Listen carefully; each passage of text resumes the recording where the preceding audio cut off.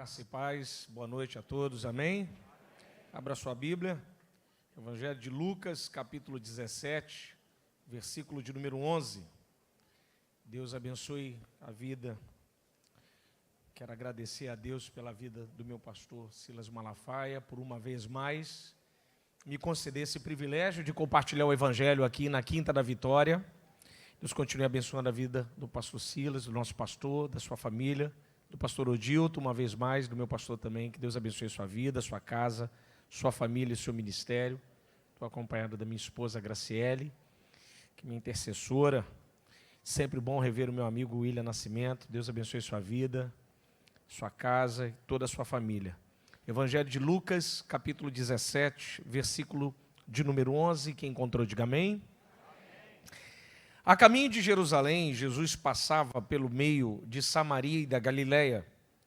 Ao entrar numa aldeia, 10 leprosos saíram ao seu encontro, os quais ficaram de longe. E lhe gritaram: Jesus, mestre, compadece-te de nós. Ao vê-los, Jesus lhe disse: Ide mostrai-vos aos sacerdotes. Aconteceu que, enquanto eles estavam indo, foram purificados. Um dos 10, vendo que fora curado, voltou dando glória a Deus em voz alta e prostrou-se aos pés de Jesus com o seu rosto em terra, agradecendo-lhe, e este era samaritano. Então Jesus lhe perguntou: Não eram 10 os que foram curados? Onde são os 9? Acaso não houve quem voltasse para dar glória a Deus, a não ser este estrangeiro? E lhe disse: Levanta-te e vai, a tua fé te salvou.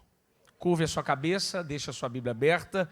Deus bendito, louvamos o seu nome e te agradecemos, Pai, na beleza da sua santidade. Fale conosco nessa noite através do teu Evangelho, através da sua palavra. Revela-nos quem tu és através do teu texto sagrado, para a honra e glória do teu santo nome, em nome de Jesus. Amém. Jesus está em uma viagem para Jerusalém. Essa viagem se inicia em Lucas capítulo 9, 51 e termina em Lucas capítulo 19, verso de número 10, quando ele chega de fato em Jerusalém. São 10 capítulos, dão em torno aí de 1/3 do Evangelho de Lucas, só tratando dessa viagem de Jesus em direção a Jerusalém para se encontrar com a cruz do Calvário. Jesus aqui está no último trecho da viagem, chegando já bem próximo a Jerusalém. A partir desse momento ele já está no último trecho. Ele está aqui, trilhando aqui para chegar ao Vale do Jordão e depois alcançar até a região de Jerusalém, ali próximo entre Jericó e Jerusalém. Nesse trecho de viagem, nessa viagem que Jesus faz, ele opera milagres, ele encontra pessoas, ele ensina. Mas nesse trecho da viagem, principalmente aí a partir do verso de número 11 do capítulo 17, ele vai passar por 2 regiões extremamente importantes para o seu ministério. O texto diz que ele passa entre Samaria e Galileia. Tanto Samaria como Galileia, Jesus tem uma história muito interessante com essas 2 localidades. Galileia, principalmente por sua base do seu ministério na região norte, na região ali da Galileia. Jesus é de Belém de Judá, nasceu na região de Belém, no sul de Israel, mas passou boa parte da sua vida nessa região, sendo chamado até de o Galileu. Dificilmente você vê um texto ele sendo chamado de judaíta ou de um judeu, mas sim de Galileu. E Jesus não nasce na Galileia, Jesus nasce em Belém. Mas de tanto que ele fez parte na Galileia, de tão famoso que ele era na região, todo mundo na Galileia o conhecia. Marcos 1,38. E a fama de Jesus se espalhou em toda a Galileia. Todo mundo na Galileia conhecia Jesus Cristo. Também em Samaria. Samaria, no primeiro ano do seu ministério, Jesus vai tentar chegar a Samaria e não consegue. Os samaritanos não querem recebê-lo. Depois ele vai uma outra vez e vai passar por Samaria. É necessário que eu passe por Samaria. João capítulo 4, esse texto fabuloso, Jesus vai a Samaria e os samaritanos ficam tão encantados com Cristo. Eu gosto principalmente no verso 40 do capítulo 4. Os samaritanos não querem que Jesus vá embora. Antes não queriam recebê-lo, mas agora não querem que ele vá embora, porque Jesus é assim, quando você conhece, você não abandona. Você não quer que ele te abandone, você não deixa ele embora em hipótese nenhuma. É por isso que você está aqui, é por isso que eu estou aqui, é por isso que nós estamos aqui, porque encontramos Jesus, melhor, Jesus nos encontrou. Mas na medida que ele nos encontrou, a gente não deixa ele ir embora de hipótese nenhuma. Aleluia. E acontece isso. Só que ele está entre duas regiões, ele vai entrar numa aldeia, no verso 12. A gente não sabe que aldeia é essa. Essa aldeia, ela não está nem em Samaria, nem em Galileia. Ela tem leprosos residindo. Os leprosos têm que habitar fora dos limites da cidade. Mateus capítulo, se você der uma olhada, em Mateus capítulo de número 8, lá a partir do primeiro verso, você vai ver que Jesus, depois que desce o monte da bem-aventurança, ele vai encontrar um leproso que está do lado de fora da cidade de Cafarnaum. Os leprosos habitavam do lado de fora do acampamento. Levíticos 13:46 vai dizer essa regra para quem tinha o tsarate, a lepra ou a hanseníase. Nesse caso, esses homens estão habitando fora dos limites de Samaria e da Galileia. Por isso que são 10, o texto diz que um é samaritano, provavelmente da região de Samaria. Mas ambos têm os mesmos problemas e habitam nessa aldeia. Aí eu, como sou um curioso de texto bíblico, eu comecei a caçar aqui para saber que aldeia é essa. Aí eu achei um comentário de uma teóloga muito famosa que fez um léxico chamado Lunilda. Ela diz o seguinte: essa aldeia não pode ser descrita e não tem nome porque é um lugar sem importância. Quando eu li isso no comentário do léxico, isso mexeu no meu coração, porque nós somos assim. A gente olha os lugares e a gente diz, não tem importância, não é importante. O texto aqui não diz qual é o nome da aldeia. Na arqueologia você não consegue achar que aldeia é essa.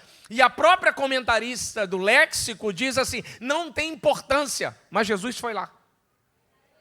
Porque não tem importância para mim e para você, mas para Jesus tem. Porque Jesus vai aonde eu e você não vamos, aonde eu e você passaríamos longe. Mas Jesus diz assim, se tem alguém caído lá, se tem alguém ferido, se tem alguém doente, se você não vai, se eu não vou, não tem importância, mas Ele vai lá e resgata. Eu não sei aonde alguém da sua família está agora, talvez você não consiga ir, mas o Espírito Santo pode ir lá agora, resgatar ele de onde ele estiver. Porque Jesus é assim. Jesus vai a lugares aonde eu e você não iríamos, e Ele vai. Ele entra, Ele liberta, Ele salva, Ele cura, Ele transforma, aleluia. Jesus não vai ao lugar pelo ponto de vista do CEP, esse lugar eu não vou. Jesus vai assim, aonde tem alguém caído e doente, oprimido, quebrado, aonde o demônio está aprisionando alguém, ele está por enquanto, mas quando eu chegar lá a coisa vai mudar. O doente vai ficar curado, o caído vai ficar de pé, o endemoniado vai ficar liberto, o perdido vai ser encontrado, e quem estiver nas trevas vai encontrar a luz, porque quando eu entro eu mudo a situação, eu mudo o lugar, eu mudo o ambiente, e aquele lugar que era maligno era de trevas, agora é um lugar de luz, de felicidade, de glória. Aleluia! O que os leprosos fazem? Olha o texto. Os 10 leprosos saem ao seu encontro e ficam de longe. Eles não vão perder a oportunidade, pastor Odilto. Eles vão ao encontro de Jesus. Quantos homens passavam naquela região? São leprosos. Leprosos têm que manter um limite. Depois você lê em casa com calma. Levíticos 13, vale a leitura, é muito bom. É um texto excelente. Vai falar sobre as regras dos leprosos, principalmente a partir do verso 40. Você vai tirar muitas dúvidas desse texto. Vai dizer como eles devem se comportar em meio à multidão e etc. Jesus sabe das regras. Eles sabiam das regras. Eles sabem que não pode entrar nas cidades porque podem morrer por apedrejamento. Então eles ficam do lado de fora. Eles ficam aqui, mas quando Jesus passa, o texto diz, eles saem ao encontro. O encontro de quem? O encontro de Cristo. Eles não perdem a oportunidade, porque seria a última vez que Jesus passaria naquele lugar. Talvez algum deles pudessem ter os seus últimos instantes de vida. Eu não posso conjecturar o texto, porque o texto não me dá essa abertura. Seria um crime com o próprio texto.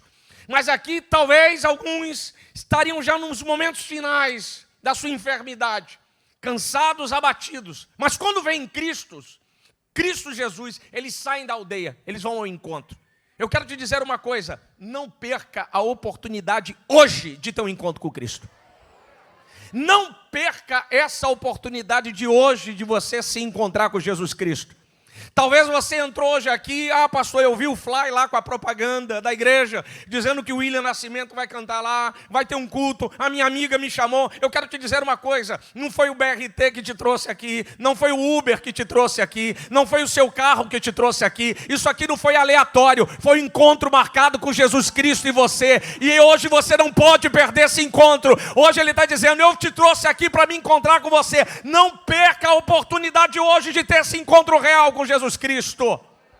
E o que eles fazem? Eles vão ao encontro, gastam as suas últimas energias. O texto diz que eles ficam de longe. Eu acho isso interessante, ficam de longe, reconhecendo a questão da regra do tsarat, da lepra, de não podiam chegar muito perto. O leproso, quando estava em multidão, tinha que gritar, leproso, leproso, imundo. Alguns perdiam as pregas vocais e amarravam até guizos no pescoço para fazer o barulho do tilintar da moeda.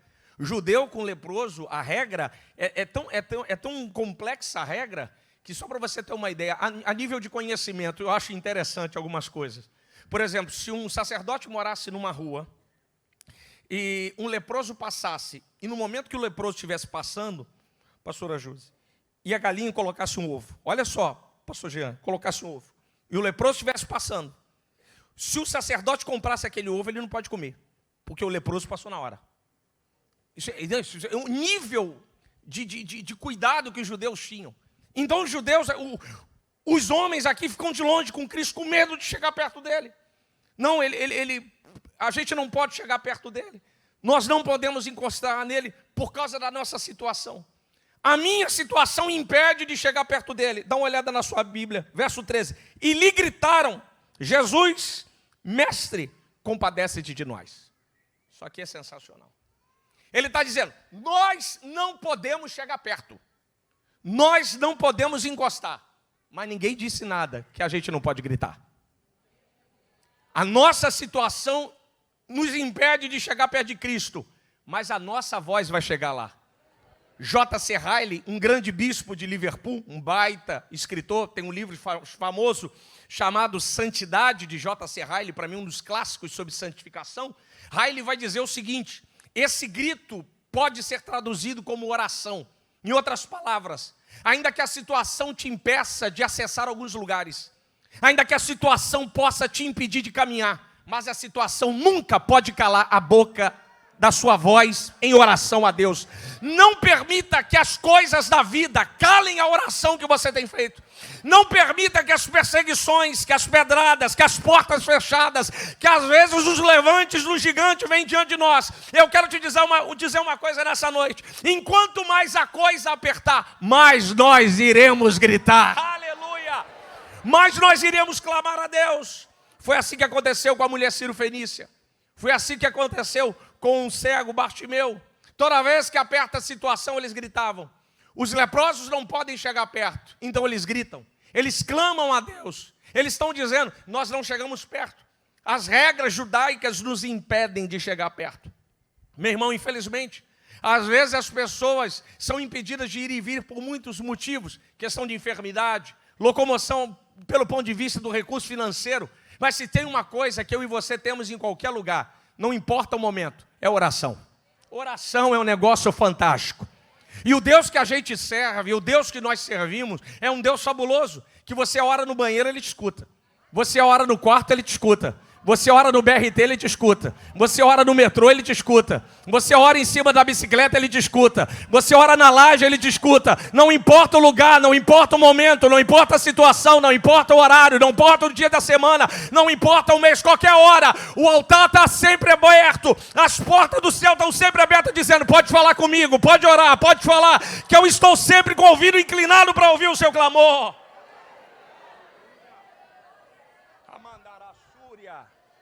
E os leprosos gritam. O texto diz assim, mestre, compadece-te de nós. O texto é bonito. O texto é bonito porque eles não pedem por cura, eles pedem por misericórdia. A palavra é misericórdia. Eles estão pedindo para ser curados. Eles estão dizendo assim, Senhor, tenha misericórdia de nós. Tenha misericórdia de nós, Jesus. Lucas é o evangelho da misericórdia. Lucas é o evangelho que atrai a misericórdia. Eu falei isso aqui, ministrando a respeito da ressurreição do filho da viúva de Naim, eu falei sobre isso. A misericórdia que os leprosos estão pedindo é a misericórdia que Roma não tinha. Era a misericórdia que os judeus não tinham. Então eles clamam por aquele a qual é o dono de toda a misericórdia. Você está aqui, eu estou aqui, porque nós estamos sendo sustentados pelo braço firme da misericórdia. Salmo 23, verso de número 6, certamente que a bondade e a misericórdia me seguirão todos os dias da minha vida. Ou numa outra tradução da Bíblia BTX, da BV Books, certamente que a bondade e a misericórdia me escoltará todos os dias da minha vida. A ideia de escolta é o seguinte, que você entrou aqui sozinho, os inimigos estão lá fora, verso 5 do Salmo 23, mas quando você for embora, você não vai embora sozinho, Deus vai colocar 2 seguranças na sua vida, bondade e misericórdia. A bondade e a misericórdia vai te escoltar, a bondade vai na frente. Por que a bondade primeiro? Porque é a bondade que abre a porta, a bondade que dá oportunidade, a bondade que vai fazendo as coisas boas, a bondade que vai dando aliança, a bondade que prospera, a bondade que faz a vitória, a bondade que faz o cativeiro virar. E por que a misericórdia vai atrás? Porque é a misericórdia que segura, a misericórdia que sustenta. Você só está em pé aqui, eu só estou em pé aqui, porque a misericórdia nos sustentou. As coisas tentaram nos derrubar, a seta do inimigo veio, as perseguições vieram, mas quando a gente ia tombar, o braço da misericórdia nos segurou e nos colocou de pé. A sua casa está de pé por causa da misericórdia. Alabandara Súria, aleluia. A misericórdia. Oh, aleluia, que coisa boa, Jesus. Como diz o nosso pastor, repetição é pedagógica. A palavra misericórdia vem da palavra útero, quando é escrita em hebraico. Os judeus enxergavam misericórdia exatamente como isso. A ideia de um bebê dentro do saco gestacional, imerso no líquido amniótico, extremamente fantástico.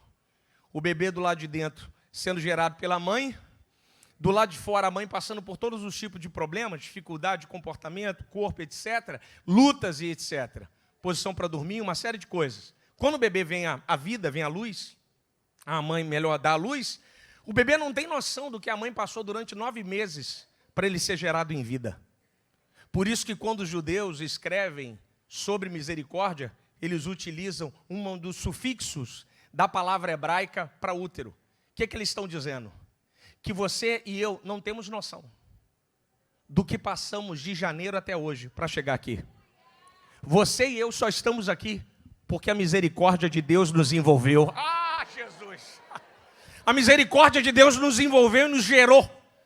E todos os intempérios malignos contra você, toda vez que vinha contra mim, vinha contra nós, de frente para nos enfrentar, a misericórdia estava dizendo assim, eu sustento ele. Eu sustento ele, eu seguro ele, eu gero ele, aleluia. Então isso é misericórdia, por isso que os leprosos clamam por ela. E o texto diz, verso 14, ao vê-los, Jesus lhe disse, ide mostrai-vos aos sacerdotes. Deixa eu ficar até aqui. Ao vê-los, Jesus lhe disse, ide e mostrai-vos aos sacerdotes. Como diz um amigo, dá para ficar uma semana só falando ao vê-los. Ao vê-los é extremamente fantástico, pastor Dilton. Ao vê-los mostra algo aqui bonito, irmãos. Começa a partir do verso 11. Depois vai para o verso 12. Uma aldeia no meio do nada. 10 leprosos. Qual é o nome deles aí, irmãos? Dos leprosos. Ah, pastor, mas não tem nome. Claro que não tem nome. Cracudo não tem nome. Menino de rua não tem nome. Morador de rua não tem nome. O canceroso não tem nome. A divorciada não tem nome. A menina que engravidou não tem nome. Não tem nome para mim e para você, mas Jesus sabe o nome. Ele conhece. Ele sabe a dor e o limite. Por isso que o texto diz assim, ao vê-los, Jesus é aquele que enxerga pessoas que são invisíveis para mim e para você. Tem gente aqui hoje, que é invisível inclusive para a família, mas Jesus está dizendo para você, para mim você não é invisível. Eu estou contemplando você. Eu vejo as suas lágrimas. Eu vejo a sua dor. Eu conheço os limites exatamente. Eu sei a sua fobia. Eu sei tudo que você está passando. Jesus está dizendo hoje para você que está aqui, você que está me assistindo em casa, eu estou dizendo isso para você. Você pode estar esquecido do poder público, você pode estar esquecido até da sua família, mas há um Deus dos céus sentado no alto sublime trono, e Ele está dizendo, eu enxergo você todos os dias. Ele está te vendo. Ele contempla a exatidão do momento em que você está passando. É o Salmo 139. Ele me viu ainda com os meus, quando eu não tinha forma. E todos os dias da minha vida estavam escritos na palma da sua mão. Isso é de uma graça, de uma beleza de evangelho fantástica. Enquanto o mundo vira talvez o rosto para ti e para mim, nós temos um Deus que vai a um lugar onde ninguém vai. Quando ninguém falou assim, eu não vou lá te visitar, Jesus, não esquenta não, mas eu vou. Eu vou lá te visitar. E ele te percebe. Ele vê, ele observa. Olha o texto aí. Ao vê-los, os 10, pastor Odil. Ele não viu só os 9 leprosos judeus. Ele viu também o samaritano. Jesus está dizendo, eu contemplo todos. Eu observo. Eu conheço. Ô Jesus, eu sei exatamente como faz e como é que está passando.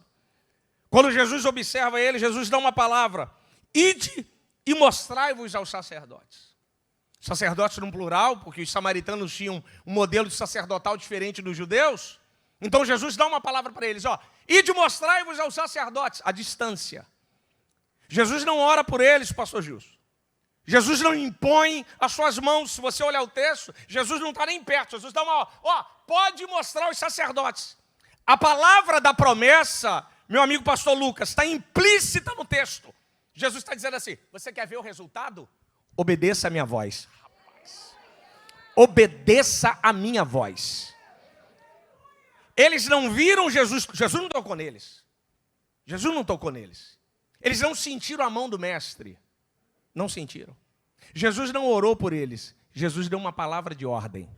Deixa eu ser profeta e falar. Você não está vendo nada aqui hoje. Talvez você não está sentindo nada. Mas Jesus está dizendo, toma posse dessa palavra que eu vou mudar a sua vida hoje. Aleluia! Ele está dizendo, é na obediência. E de mostrar-vos aos sacerdotes. Por que mostrar aos sacerdotes? Pela regra judaica. Eu preguei aqui em João capítulo 9. Acabei que eu não falei da última vez. Os judeus sentam na mesa e vão decidir 3 grandes milagres que só o Messias pode fazer. Curar o cego de nascença, João 9. Expulsar o demônio mudo, Mateus capítulo 12, verso 22, e curar leproso. Só o Messias pode fazer isso. O primeiro leproso judeu curado é Mateus capítulo 8, que é quando Jesus cura o leproso e fala aquela palavra fantástica. Não conte nada a ninguém. Como é que eu não vou contar a ninguém? Eu vou sair contando para todo mundo que eu estou curado de lepra. Jesus, ó, fique em segredo, não tem como. É você falar para sua esposa, ó, não conta nada não, mas eu comprei um carro para você. Ela já vai tirar foto, já vai gravar live no Instagram. Eu estou falando que eu estou entregando minha esposa aqui. Você não aguenta, não guarda, não sabe guardar o segredo. Jesus falou para o leproso, ó, não conta nada a ninguém, depois você lê em casa. Mateus 8, pode dar uma olhada lá. Vai e mostra ao sacerdote e oferece a oferta que eu determinei, que Moisés determinou pela lei. Nunca um leproso judeu havia sido curado. Na Bíblia Sagrada não tem leproso judeu curado. Primeiro é Mateus 8. Alguém vai falar, mas pastor Naamã. Naamã é sírio. Naamã não é leproso, não é judeu, não faz parte do ciclo judaico. Da lei, antes da lei fechada, você vai ter Miriam. Mas pós-lei fechada, você não tem ninguém. Porque só o Messias pode curar o leproso judeu. Judeu. Quando Jesus cura o primeiro leproso judeu, ele vai na frente do sacerdote. Olha, veio oferecer oferta. Ninguém tinha feito essa oferta. Ele, que oferta é essa? Fui curado de lepra. Opa. Qual é a ideia judaica? Há um Messias entre nós. Só que o povo judaico, a liderança judaica, não crê nisso. Aí Jesus, vocês não estão acreditando que eu posso curar um, não? Então eu vou curar logo 10.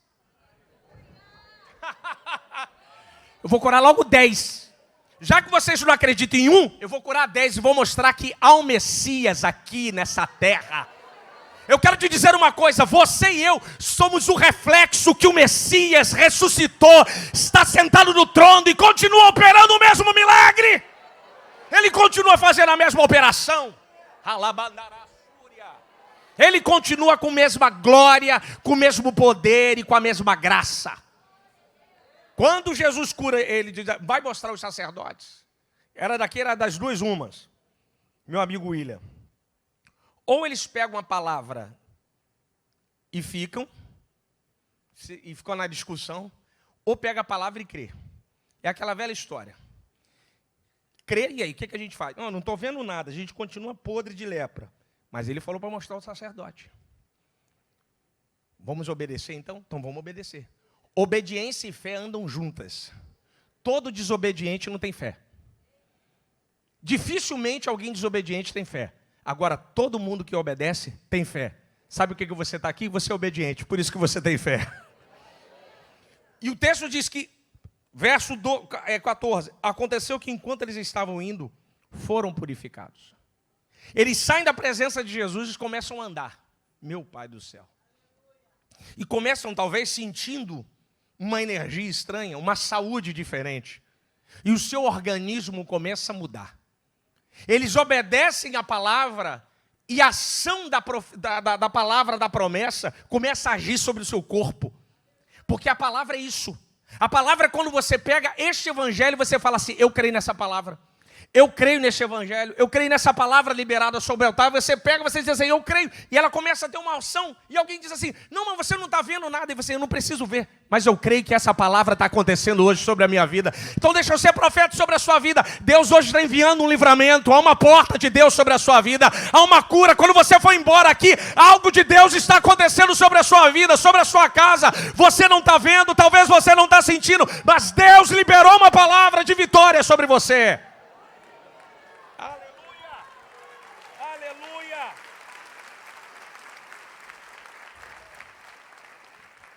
E eles foram purificados. Aqui que começa a coisa a ficar apertada, pastor Dilton. Verso 15, dá uma olhada na sua Bíblia. Olha que coisa interessante. Um dos 10, vendo que fora curado, voltou dando glórias a Deus em voz alta. Aqui a coisa começa a mudar, pastor Lucas. Porque você tem uma relação de amizade. Eu não posso conjecturar. Poxa, como eu queria. Falar de tempo, mas o texto não me dá essa abertura. Mas eles eram amigos. Estavam juntos. Os 10 receberam a vitória.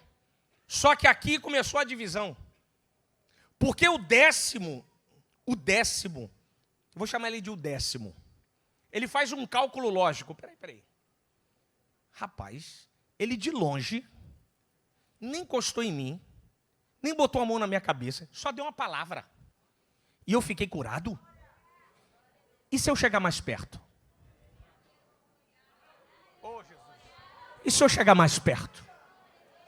Eu venho à igreja só domingo e já conto um monte de vitória. E se eu orar mais um pouquinho? E se eu mergulhar mais na água profunda do Espírito Santo? Oh, aleluia! E se eu me dedicar mais um pouco? Amandará suri rebadácia. E se eu me entregar mais ao Evangelho? E se eu mergulhar mais na graça? Ele faz uma lógica.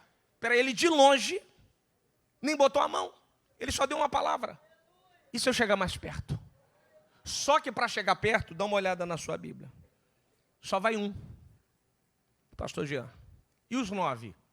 Os 9 tomaram a decisão. Você quer o quê? Não, eu quero chegar perto de Jesus. Não, a gente vai embora. A gente vai embora. Aqui que começa a coisa, irmão. Ele precisa romper com relacionamentos tóxicos que separam ele da graça.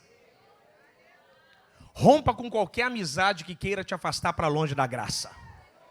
Esses 9 não querem presença, eles querem milagre. Porque nem sempre quem busca milagre quer presença. Presença é coisa da alma, milagre é coisa de pele. Vai ter gente que vai experimentar milagre e não vai ser salvo. Mas quem experimenta a presença já está com o nome escrito no livro da vida. O que eles queriam?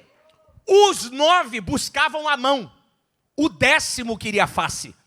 Quem busca a mão não acha a face. Agora quem busca a face sempre encontra a mão. O 10º queria o que eles não queriam. Eles queriam um milagre e ir embora. O 9 queria relacionamento com Cristo.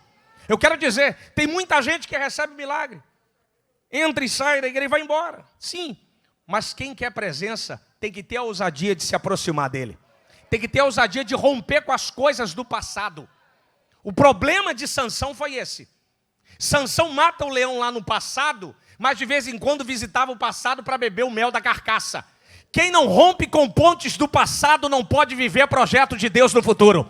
Rompa com o seu passado do mal e viva o projeto futuro de Deus sobre a sua vida. Tem que romper, filho. Tem que tomar uma decisão. Quebrar pontes. A mandarácia.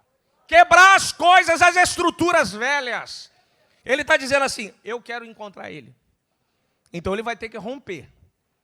Como o nosso ano é de romper, então ele rompe. Não, a gente vai bolhar o sacerdote. Pode ir. E você? Eu vou encontrar Jesus. E os 9 vão embora. Mas olha o texto, olha que coisa interessante. Pastor Dilton, voltou dando glória a Deus em como, irmão? Em voz? Ué, mas por que ele deu em voz alta? Porque lá no, se você olhar lá em cima, ó, lá no verso 13, ele gritou. Ué, eu não gritei para pedir? Então vou gritar para agradecer. Seja tão intenso na gratidão quanto você é intenso na petição. Subiu um monte 20 vezes para pedir, suba 20 vezes para agradecer. Fez 7 quintas para pedir, faça 7 quintas para agradecer. Mas seja intenso na gratidão quanto você é na petição. Aleluia! Aleluia! Seja intenso, rebadarácia. Você pode adorar o Senhor, irmão, você pode adorar a Deus. Você pode bendizer a Deus, você pode ser grato a Deus pelo livramento, pela porta, pela cura, pela salvação, pela sua saúde. Você pode glorificar a Deus essa noite e dizer assim, Senhor, eu sou grato por aquilo que o Senhor tem feito na minha vida. Seja grato, mas seja intenso. Oh, aleluia, aleluia, aleluia, seja intenso. Por isso que ele volta dando glória a Deus, pastor Gilson, em voz alta. E ele é o único. Pastor Jean, ele é o único. E os 9? Os 9 vão quietinho. Porque tem gente assim, meu amigo William Nascimento. O camarada, quando está na luta, ele vira cabrito, de tanto que ele vai no monte. Ele conhece todos os montes do Rio de Janeiro. Ele já até começa a terceirizar monte. Ele vai em São Gonçalo, vai em Niterói, vai na Baixada, vai em tudo quanto é lugar. Tem monte, ele vai. Você quer achar ele? Monte. Ganhou a bênção. Sumiu do monte. Para agradecer no quarto. Para pedir lá em cima. Jesus está dizendo, te achei. Seja grato também no monte. Faça festa na sua casa. Dê culto. Agradeça a Deus. Vá lá em casa que vai ter um culto e ações de grato. Deus mudou meu cativeiro. Aquela luta, agora eu vou contar, mas você está fazendo um culto atrás do outro, porque eu ficava um culto atrás do outro pedindo, agora vai ser um culto atrás do outro agradecendo, porque você é intenso na minha gratidão, eu vou agradecer, eu vou tributar glória, graça, bem dizer o nome dele todos os dias. Oh, aleluia, aleluia, aleluia, aleluia, aleluia. Por isso o costume da nossa igreja, oferta de gratidão. Eu acho bacana quando os nossos irmãos aqui da nossa igreja, nossos amigos, recebem uma bênção, dão uma oferta. Alguns falam, mas por que ele está fazendo isso? Agradecendo, publicamente. Publicamente. Esse homem faz isso. Mas olha o que diz o texto, verso 16. Cadê o meu amigo? Cadê o Tangedum Mor? Vem cá, meu amigo, por gentileza. Verso 16, dá uma olhada na sua Bíblia. E o texto diz assim, e prostrou-se aos pés de Jesus, com o seu rosto no chão, agradecendo-lhe, esse era samaritano. Isso aqui é muito bonito, cara. Isso aqui é muito bonito. Esse homem, quando chega perto da graça, a primeira coisa que ele faz é colocar o rosto em terra. Uma certa vez eu gravei uma frase, viralizou num vídeo, eu falo sobre soberba e arrogância. Enquanto mais perto de Cristo, mais humilde e simples. Enquanto mais distante, mais arrogante e soberbo. Quando você vê alguém que diz que serve a Cristo arrogante, é porque ele está nas trevas. Ele não se enxergou que ele é barro, que ele é vaso, que ele é terra. Aí ele está achando que ele é alguma coisa. Mas quando você vê alguém que é humilde e simples, é porque ele está diante da luz. Porque a luz revela que nós não somos nada. É tudo dele, por ele. E a ele seja dadas todas as coisas. Glória eternamente a ele. Amém. Humildade tem a ver com relacionamento com o Pai. Enquanto mais relacionamento com Cristo, mais consciência que nós somos nada, é barro. Por isso que ele dobra o joelho, ele põe o seu rosto em terra. Ele está dizendo, pegando o gancho aqui, de algo que o William falou ali a respeito, aqui na canção sobre a casa e do telhado, eu lembrei de algo. O que esse homem quer? Ele quer uma nova vida. Ele quer começar de novo. E a melhor parte para começar de novo é pedir estrutura. Por isso que Jesus é carpinteiro e não é marceneiro. Marcenaria tem a ver com estética. Carpintaria tem a ver com estrutura. Casa vazia, estética. Estrutura é com Jesus Cristo. Tem muita gente confundindo estética com estrutura, mas o primeiro vento derruba a casa.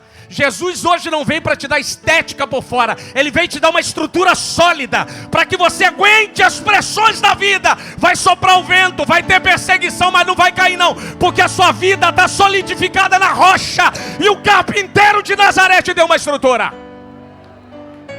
Aleluia! Aleluia! Aleluia! Ele está dizendo, ó, eu quero estrutura, eu quero carpintaria. E Jesus faz, para a gente encerrar. Então Jesus lhe perguntou, não eram os 10 que foram curados? Onde estão os 9? Acaso não houve quem voltasse para dar glórias a Deus, a não ser esse estrangeiro? Interessante, pastor Dilton, que onde é a primeira pergunta que Deus faz na Bíblia? Gênesis 3:9. Adão, onde está? E aonde está? Resume a outra pergunta do verso 11. Quem te mostrou que estavas nu? Onde quem? Onde quem são duas perguntas extremamente importantes para o homem. De onde eu vim e para onde eu vou? E quem eu sou? Exatamente em cima da pergunta de Gênesis. Quem está longe do onde de Deus não sabe quem é. Os 9 estavam longe do onde de Deus e estavam perdidos na sua identidade. Eu e você não. Nós estamos exatamente onde Deus queria que nós estivéssemos, na sua presença. E a gente sabe quem somos. Quem nós somos? Somos lavados e remidos pelo sangue do Senhor. Somos filhos da promessa, aleluia. Nós somos filhos. Então Jesus disse para ele, ó, e lhe disse, levanta-te e vai, a tua fé te salvou. Olha que coisa interessante. Jesus disse para ele algo que não disse para os outros. Lepra só purificou por fora, salvação mudou por dentro. Eu fico imaginando os 10, os 9, meu amigo pastor Lucas, andando em Israel, e talvez um encontro. Ué, mas não eram 10? Um saiu da banda, foi embora. Aí encontra de repente o 10º. Mas você não andava com os 9? Eu andava. Agora eu ando com ele. Eu ando com ele. Mas quem é ele? Ele mudou a minha vida. Oh, Jesus. O que eu vi os 9 não viram, porque eu tive coragem de me aproximar. Tive coragem de me prostrar. E quando eu levantei eu já era outro. Aleluia. Eu já não era mais o mesmo. Vai ficando de pé em nome de Jesus.